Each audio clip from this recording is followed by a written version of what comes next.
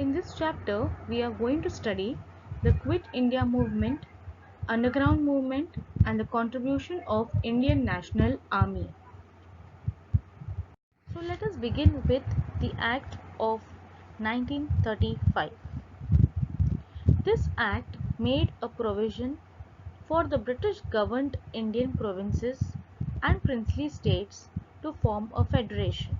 Okay, so the act made provisions, that means it gave a plan for the British governed Indian provinces. Okay, so the areas that were under the British government and those under princely states to form a federation, okay, to form a union, to come together and be united. Now, according to this act, the working of British governed provinces will be handed over to the Indian representatives. Okay, so all the working of the British governed Indian provinces would be given to the Indian representatives. Okay, if the princely states join the federation, then they would lose their autonomy. Okay, as this act said that their governing would be handed over to the Indian representative, and if the princely state would join the federation, the rulers or the kings would lose the control over the state or their kingdom, and thus they would lose their autonomy. Autonomy is the right or the control over the administration, and hence they refused to join. Therefore, the proposal of federal state in the act was not brought into practice. Okay, the princely state rulers felt that if they would form a federation, they would lose their autonomy and the right to control the administration, and therefore they did not join the federal state. So moving ahead to provincial cabinets. Okay, here we are going to see how the ministers of Indian National Congress was formed. Okay, the Indian National Congress was not satisfied with the Act of 1935, but still decided to take part in the elections of provincial legislature provided by the Act. In 1937, elections were held in 11 provinces in the country. Among these, Indian National Congress gained majority over 8 provinces and came to power. Okay, and in other 3 provinces, none of the party could achieve majority, and because of this, the mixed cabinet was formed. Okay, the cabinet ministers of Indian National Congress did useful work for the people, such as release of political prisoners from jail, introduction of basic education, prohibition of liquor, measures undertaken to improve condition of the Dalits, passing of act giving debt relief to the farmers, etc. Okay, so here the cabinet ministers of Indian National Congress did many good works. Okay, many good works like in the field of education. Okay, to improve the condition of the Dalits, to relieve the debt of the farmers, the loans, okay, that the farmers are taken, to introduce basic education, and also to release the political prisoners from jail, the Indian political prisoners from jail. Okay, after the provincial cabinet, we next move on to Cripps Mission. Now, Cripps Mission is a name given after the senior minister Sir Stafford Cripps. Okay, and here the Cripps mission was a failed attempt in the late March 1942 by the British government to secure full Indian cooperation and support to the efforts in the World War II. Okay, so here during the Second World War, England supported America against Japan. The Japanese army reached the eastern borders of India.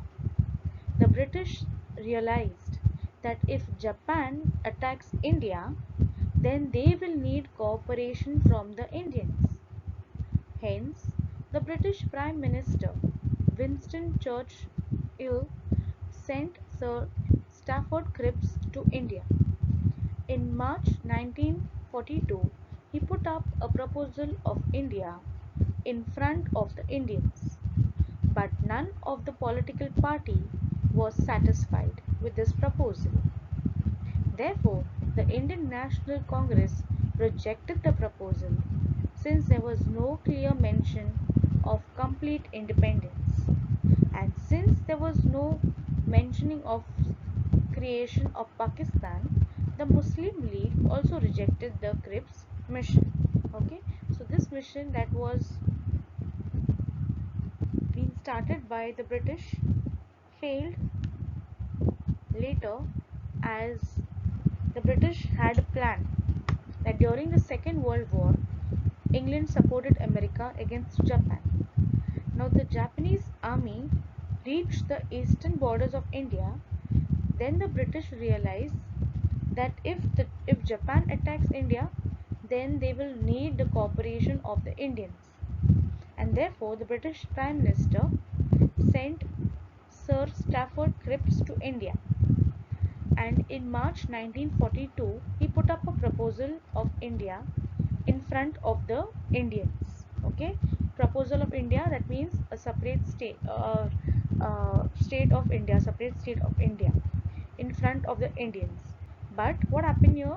None of the political parties was satisfied with the proposal, and the Indian National Congress rejected the proposal since there was no clear mentioning of complete independence. Okay, the proposal that was sent by the Prime Minister, British Prime Minister, through Sir Cripps, did not mention about complete independence.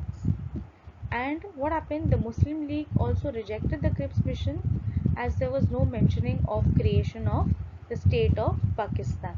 So is this Cripps mission understood? Let us move ahead now. Now moving ahead, let us understand what happened during the Second World War and the Indian National Congress. The Second World War began in Europe in 1939. The then Viceroy Lord Linlithgow declared that India has joined the war on the other side of the British. Okay, here the Viceroy declared that the Indians have joined the war on the other side of the British. Okay, that is against British. England claimed that it is fighting to save democracy in Europe. The Indian National Congress demanded that if the claim was true, then England should immediately grant freedom to India. Okay, so here the England claimed that it is fighting to save its democracy in Europe, and the Indian National Congress, the leaders of the National Congress, demanded that if this claim was true, then England should also grant freedom to India. England refused to fulfill this demand, and therefore the provincial ministers of Indian National Congress resigned in November 1939. Okay. Now moving to the Quit India movement. The Quit India movement is also known as the Leave India movement. Also another name given to it is the August movement. It was a movement that was launched at the Bombay session of the All India Congress Committee by Mahatma Gandhi ji on 9th August 1942, which is event during the World War II, demanding an end to the British rule in India. Okay, so here the demand made was that the British would quit India immediately. And therefore, after the Cripps mission, the Indian National Congress decided to start an intense movement for attaining independence. The Working Committee of the Congress passed a resolution on 14th July 1942 at Wardha, And what was the resolution? The resolution demanded that the British rule in India be ended immediately and India should be given independence. If this demand was not fulfilled, then the Indian National Congress warned to start a non-violent movement for freedom of India. So, a quick after the Cripps mission, the Indian National Congress decided to start a very intense, okay, a strong movement for attaining independence. And the working committee of the Congress passed a resolution, and this resolution demanded that the British rule in India be ended immediately and India should be given independence. And if this demand was not fulfilled, then the Indian National Congress warned to start a non-violent movement for freedom of India. Moving ahead, we have the Quit India Resolution. On 7th August 1942, the session of Indian National Congress was held at Gwalior Tank, that is Kranti Maidan in Mumbai. Maulana Abdul Kalam Azad was the president of this session. Okay, what was the session name of the session? The session of Indian National Congress. Okay, held at Gwalior Tank. And according to this session, a resolution was passed by the Congress Working Committee at Wardha that the Britishers should leave India, and which was approved in the Mumbai session. And on 8th August, the resolution of Quit India put forth by Jawaharlal Nehru got passed and with great majority. It was also decided to start a nationwide non-violent agitation under the leadership of Mahatma Gandhi. Gandhiji said, "Every one of you should, from this moment onwards, consider yourself a free man or woman to behave like a citizen of free India.